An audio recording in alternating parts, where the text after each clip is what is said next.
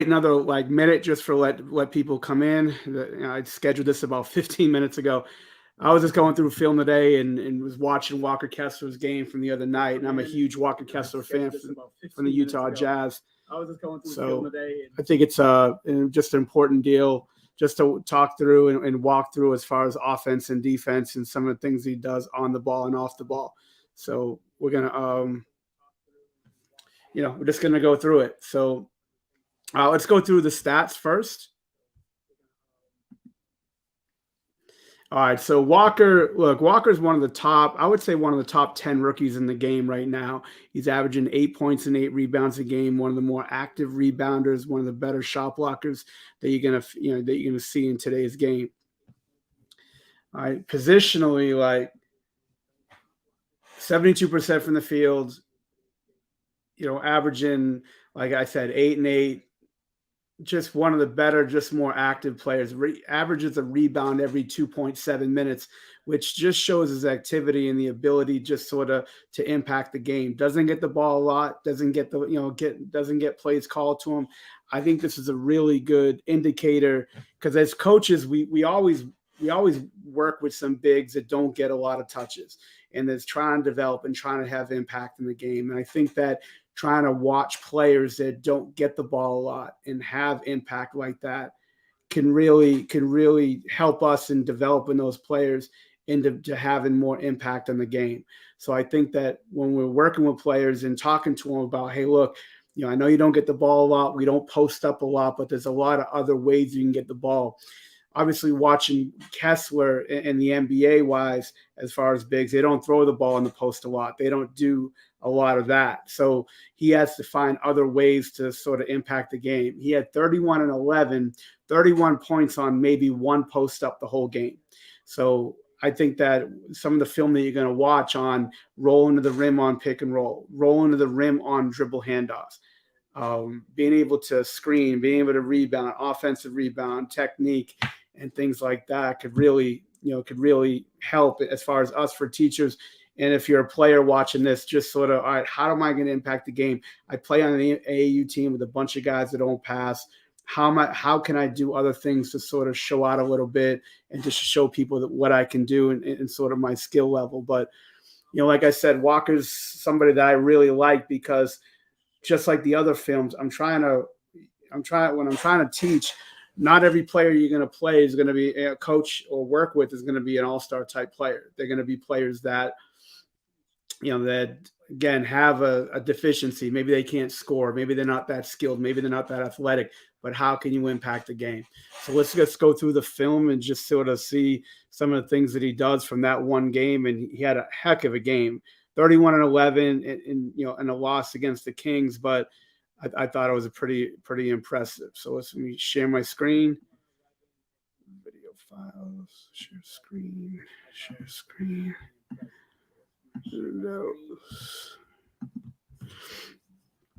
All right, so we're going to go in sequence of the game.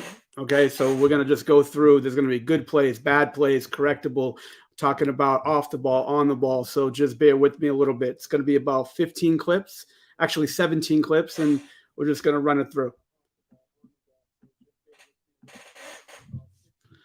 All right, first things first. Again, they don't go to him like that a lot. They play him out of the dunker, play him in spots where he's going to sort of just cut around the basket based on dribble penetration and be in rebound position where he could just cut in, try to get the ball and try to score. Here they just drive middle. His man's going to come up. Sabonis comes up and he's going to come out of the dunker.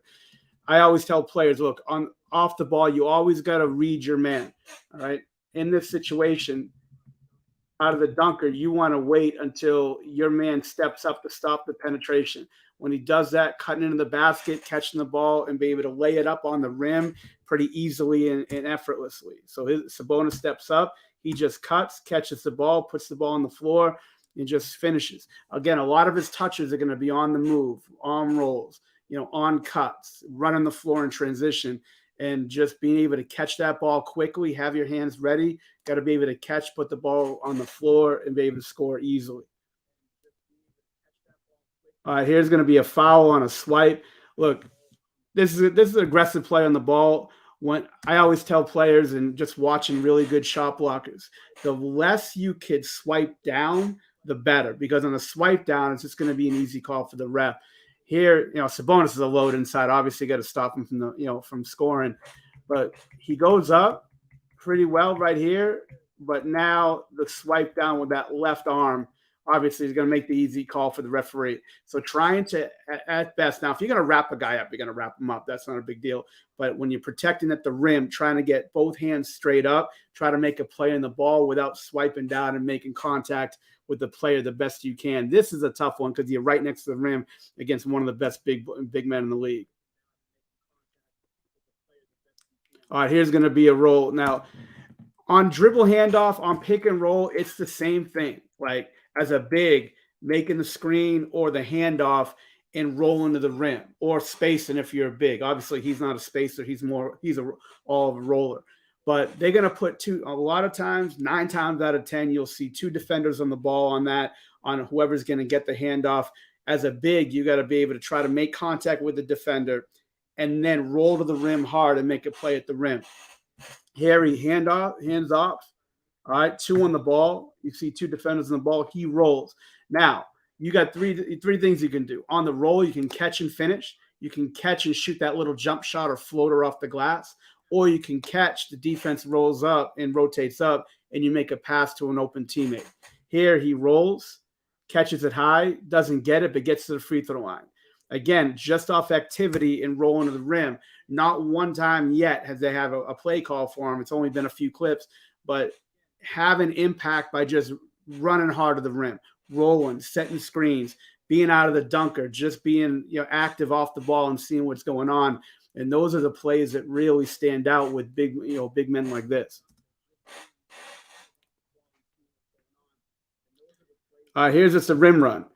I think as a big, you should any big that could run the floor at any level should be able to get 6 points, 7 points, 8 points a game just on rim running. You could rim run for obviously getting the ball. You could rim run into good offensive rebound position and get putbacks.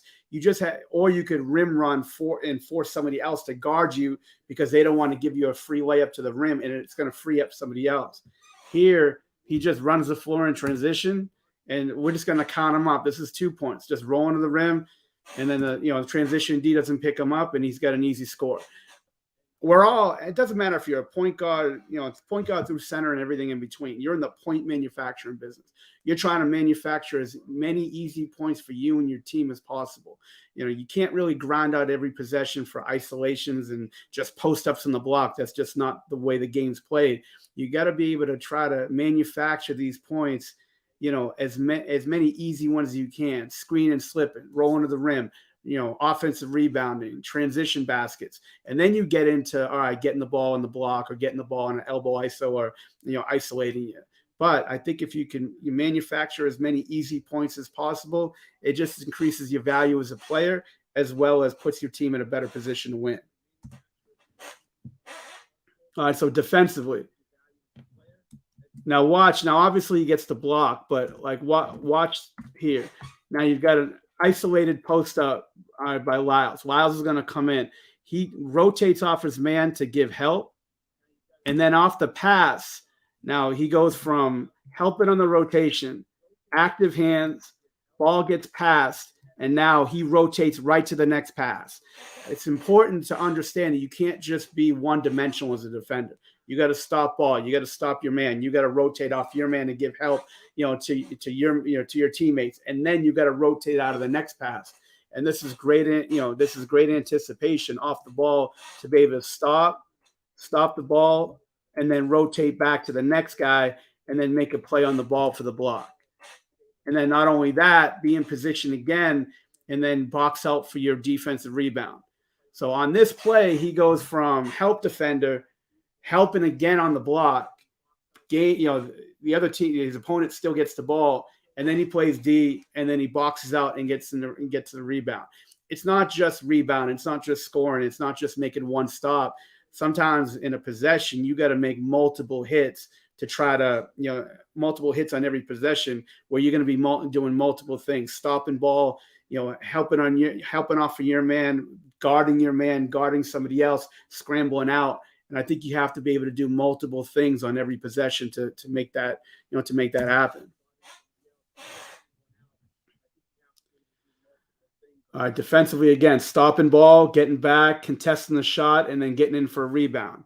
We talk about making multiple efforts on defense, and this is what it sort of looks like. He doesn't make a great stab at the ball just because it happened so quickly, but defensively, he's trying to stop the ball handler, and then he's trying to get in front of him, get in front of the ball handler to give his teammate help until he can get back in the play, and then he can't allow his man to roll behind him. You see Holmes coming in, he can't allow his man to roll behind him because that's going to be a lob dunk at the rim.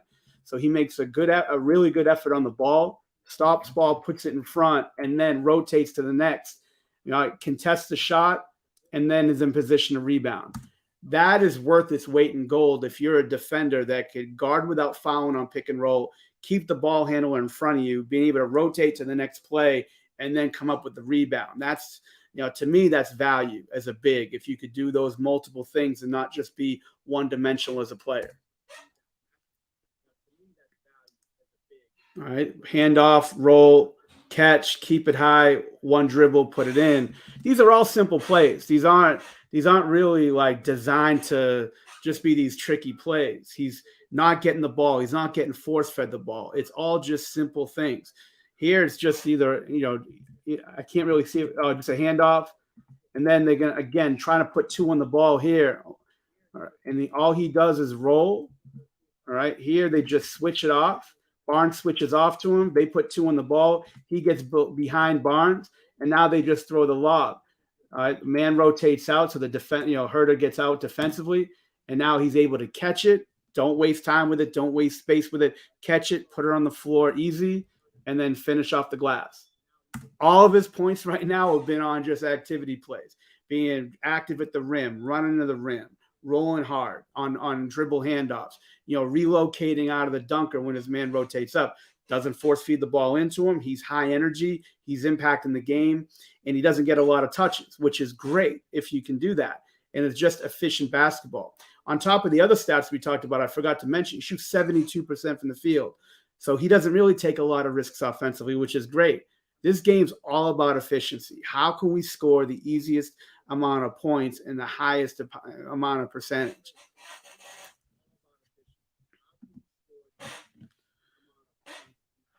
All right, same thing. Now here, this is great. I've learned a lot from watching Dennis Rodman play on his rebounding. And I never really thought about this as an easy concept. When you're offensive rebounding, boxing out for offensive rebounds and getting inside position. When you cut to the rim on anything, if you just straight cut, when you roll, when you flash, you could do three things. You can impact it by getting the ball and laying it up. You can roll to the rim, having a weak side defender have to get you because you're going to be open for layup, and it opens up a teammate. Or you roll hard and cut hard, and then you get good inside position for offensive rebounds. So anytime you're in a screen roll situation, anytime it's a handoff situation, as a big, you want to roll. If you're not going to get it, you need to get inside position on an opponent right around the rim to get that positioning for offensive rebounds. I think that bigs, sometimes they just try to wrestle for rebounds. I think if you're smart, and you get to an open spot where you can, where you can get inside position, especially because you're rolling off the ball. No one's really focusing that much on you. They're focusing on the ball. So as that shot goes up, you can get inside position and then be in position to get great rebounds. Here, he rolls hard to the rim, and then on Herder, he gets that inside position. You see how he does that? So he rolls, all right. They put two on the ball. They stop ball. He rolls. He's not going to get it. But now he comes inside of Herder, sits on his legs, and then as the ball goes up, he's in great position. There's no way they're going to get around, and that's just doing your work early to be able to have impact on the ball and be able to have an offensive rebound putback. Again, yet another score where they don't have to run anything to him. He just scores off an offensive rebound. Those are great points to have. They're high efficiency plays, and they're just active plays. It's a big where you could show impact to, improve your individual value as well as put your team in position to win.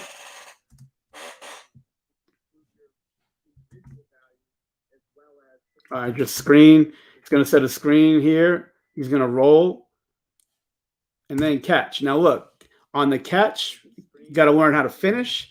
The little floater action right here, right in between the dots in the charge circle. If they rotate up, you can pass out. Now, I don't know why you would want to give up a shot here for, a shot in the corner, but that's still open. Those are things you got to think about when we're developing bigs, being able to learn how to, set great screens, catch, and be able to finish on an extension or put the ball on the floor, be able to shoot that little pocket jump shot or be able to shoot that floater. And then the basketball IQ part of it, where if that defense is going to rotate up from the weak side, be able to catch it, keep it high, and make that pass to the next open player for an open shot or an open cut. The corner guy here, if I'm coaching him and he's seeing this play develop as I see jersey numbers and names on these weak side defenders, I'm cutting, because now on the catch, by the time he catches, I could be at where this power logo, and I'm getting to the basket. This could be a catch and just, feed the cutter going to the rim. Just another option just to think about. Does a great job on the catch, doesn't waste any time, doesn't waste any space, just catches it, extends, and puts the ball in the basket. All right, again, weak side action. Plays not to him, far from it. Now everything's going to be fixated on the ball as usual. All right, there's going to be there's going to be a straight line drive coming up. Now on the drive, what's going to happen. Dunn does a great job here, not going towards the middle. Everything's overplayed to the top, so he's going to go baseline. His man's going to be on his hip. The help's going to come, and now Kessler is just going to come, cut right behind it, right there, put two on the ball, and just an easy two. There's nothing hard about anything that he's done so far. Running the rim, rolling to the rim, just being smart and just playing off a weak side, off the ball. Dunn does a great job. He's not going to the middle. Everything's towards the middle. So he just catches, straight line drives, plays off the next defender, and then Kessler just catches it, puts it in, easy basket. All right, just real simple, just easy step up and roll to the rim. Anytime as a player or a coach, you're seeing two on the ball, you got to roll. Barnes is going to be the next guy to try to bump the roller here. He's going to roll, extend, and finish. Another example of just running the floor in transition. All right, he's already got 2 points in transition.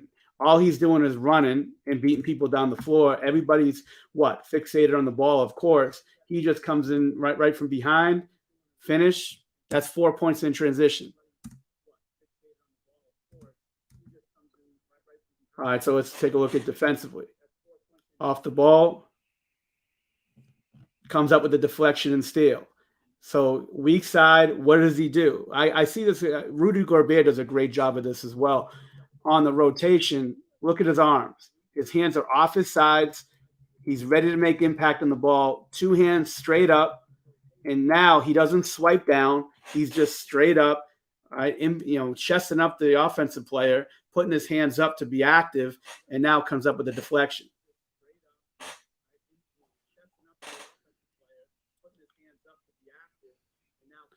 So again, we make mistakes a lot, and look, people are gonna make mistakes and foul. It's fine, but here you try to teach defensive players. I don't care if they're on the perimeter, on the wing, in the paint, unless you're at the rim, trying to stay on the ground, and that's really hard because again, we see the ball, we're trying to make a play, we're trying to help, but here you leave your feet. It's almost automatic that you're gonna foul, give up space for a shot, all right, or open yourself up to be driven on or step through, for a basket. And that's all that happens here. He's in great position to help. He loads up, tries to stop the ball, and just leaves his feet and just opens himself up for a foul.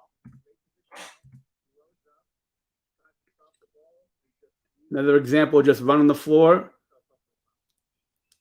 posting up, finally gets a post touch. 7:33 left in the fourth quarter. finally gets a post touch, right?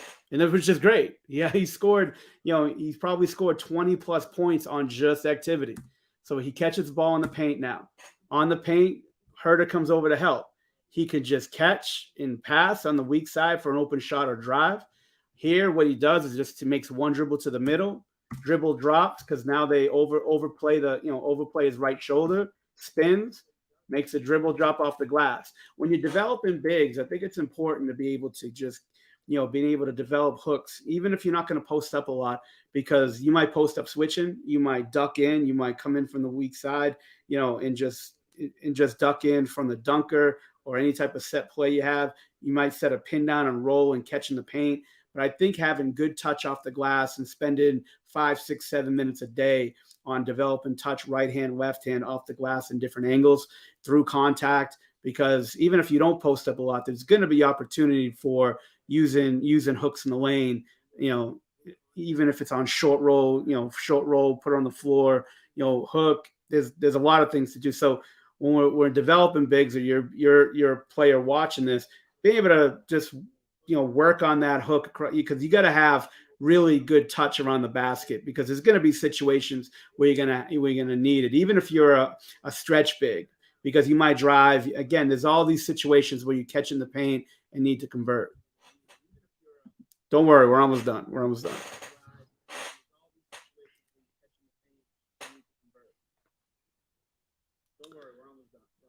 All right, so helping off here. Just a simple box out. Ball goes up, just box out. I mean, I'm not going to spend a lot of time on box outs, but he's just such a good fundamental rebounder. He's just in position to help. If his man's going to get beat, he's in position. Rotates over. When that ball goes up, he doesn't just rim. He just doesn't ball watch. He checks his man, boxes out, and gets in position to get a rebound. Not going to spend a lot of time on it. Again, running the rim. This is the last play, one of the last plays of the game. Just running the rim. This is 6 points that he gets in transition by just beating people up the floor. Oops, sorry about that. Just